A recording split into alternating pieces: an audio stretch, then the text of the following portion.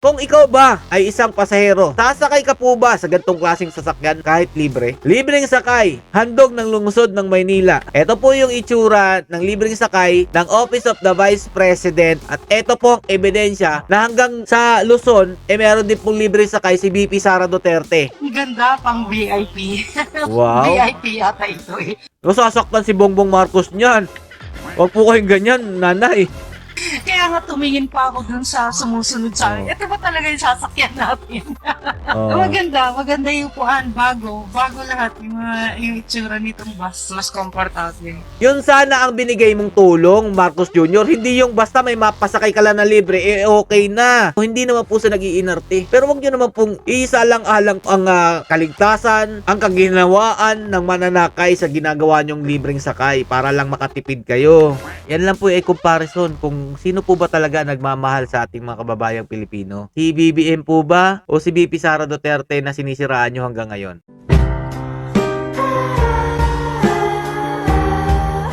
Yo, what's up mga Lods? It's Miguel Peps TV. Welcome back po sa ating channel. Kaninong libreng sakay po ang inyong gustong sakyan? Kay PBBM po ba o kay VP Sara Duterte? Ito po ang ating tatalakayin ngayon. Dahil po sa pagtaas ng gasolina sa buong mundo, ito nga po, naglungsad po sila ng libreng sakay. Papanoorin po natin kung kanino po ba talaga ang effective at kung sino po ba talaga ang totoong nagmamahal sa ating mga kababayang Pilipino. Si VP Sara Duterte nga po ba o si PBBM? Pero bago po natin to simulan mga Lodi, gusto ko pong ipaalam sa inyo itong mga nakalap nating mga ebidensya ay nakikita lang naman po natin to sa social media. Nasa sa inyo na po kung paniniwalaan nyo hindi. Pero alam ko yung mga tansong loyalista mga Lodi, hindi po talaga maniniwala kung ano pong tulong ang binibigay po ni VP Sara Duterte. Basta hanggang ngayon po nagpapa-auto pa rin po sila dito kay PBBM. Bago po natin simulan, ipakita po muna natin kung ano po yung mensahe ni PBBM bago po nila ililunsad itong libreng sakay na ito.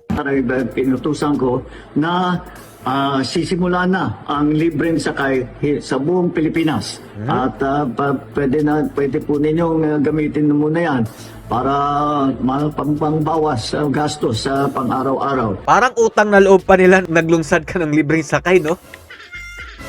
Ang laki-laki ng tax na binabayaran ng mga tao o mga empleyado. Pero yan, parang utang na loob pa na naglunsad ka ng libreng sakay. Ano pong klaseng libreng sakay meron po ang PBBM administration mga Lodi ha? Pakita lang po muna natin. Ito po sa QC. Yan po ang sasakyan mga idol. Tinangkilit po ba ito ng ating mga kababayang nandyan po sa QC o Quezon City? Tingnan nyo po. Mas gugustuhin po nila sumakay sa jeep mga idol. Biruin nyo ha. Sinasabi po lagi nila na hindi po nila pababayaan ang mga kababayan nating naghihirap. Kaya po nagbigay po sila ng tulong. Pero anong klaseng tulong naman po ang binigay po ni PBBM? Sa libreng sakay po niya, eto po ang sasakyan na binigay pong tulong niya.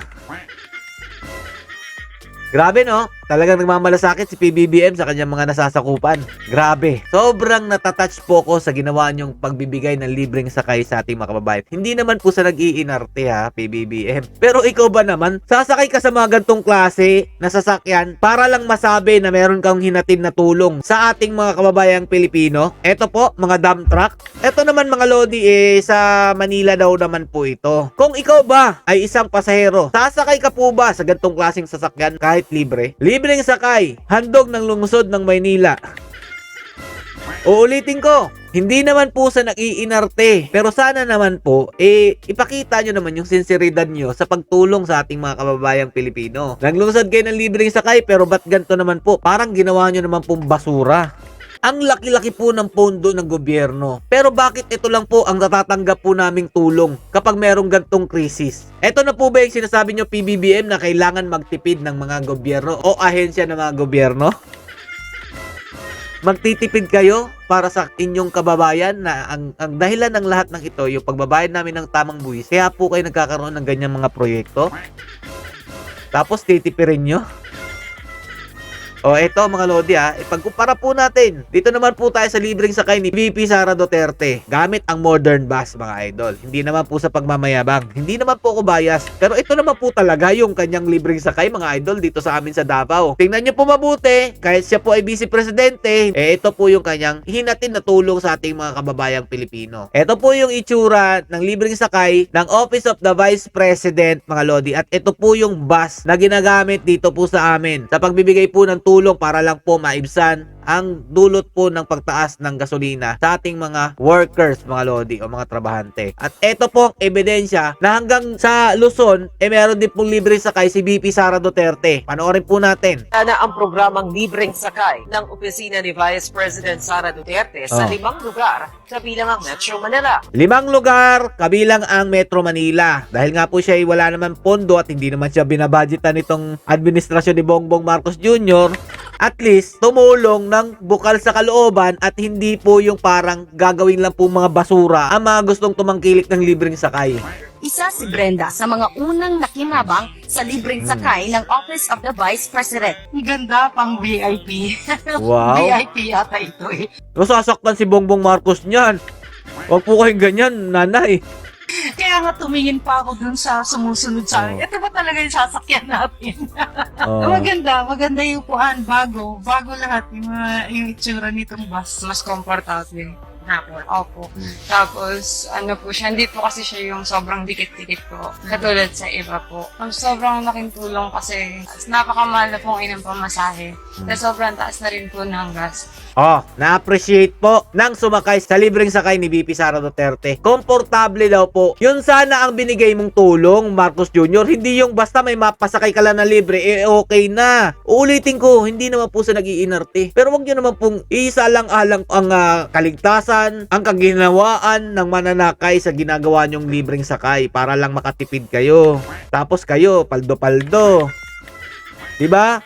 Si VP Sara Duterte ang inyong tinuturo sa mga korupsyon, sa pagwaldas ng pera ng bayan. Pero ba't ganito? Siya pa yung kahit hindi mo naman hanapan ng tulong, nagbibigay ng kusa. At hindi lang tulong, komportable daw, sabi po ng mga nakasakay. Ito ang isa sa mga bus sa ilalim ng OVP libreng sakay program na iikot sa EDSA Bus Carousel. Bagong-bago ito at meron ding libreng wifi at meron ding comfort room. Ayon sa OVP, sagot nila ang lahat ng gasto sa gasolina, repairs at maintenance. Decided na mas makakatulong kahit 5 units lang ito, mas makakatulong ito if we give support to the libreng sakay.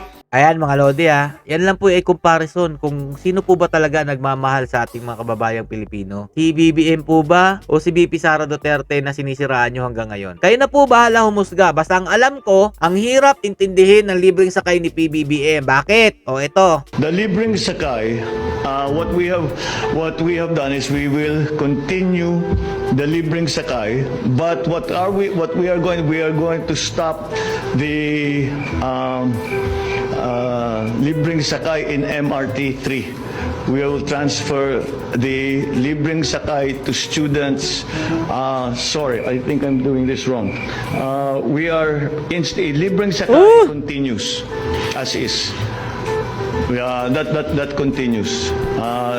But what we are going to do is Grabe ka PBBM, ang hirap po talagang ispilingin. Alam nyo po ba kung anong mga komento ng mga nakasakay ng libreng sakay ninyo PBBM? Kayo na lang po bahala. Magbasa ng mga comments yan. Ewan ko lang kung nagbabasa ka ba talaga. Kasi hindi mo nararamdaman ang mga hinaing ng ating mga kababayang Pilipino. At kayo na rin po bahala mga Lodi kung hanggang saan po ba kayo magpapaloko dito po sa administrasyon ni Bongbong Marcos Jr. Basta alam ko mga Lodi at talagang saksi ako, si VP Sara Duterte at ang mga Duterte ang tunay na may malasakit sa ating mga kababayan. Kaya sa 2028 mga Lodi, kung hindi lang madadaya si VP Sara Duterte, sigurado na po siya ang magiging susunod na presidente. Stay safe mga Lods and God bless you all. Duterte pa rin. Tunay nagmamahal sa ating bayan.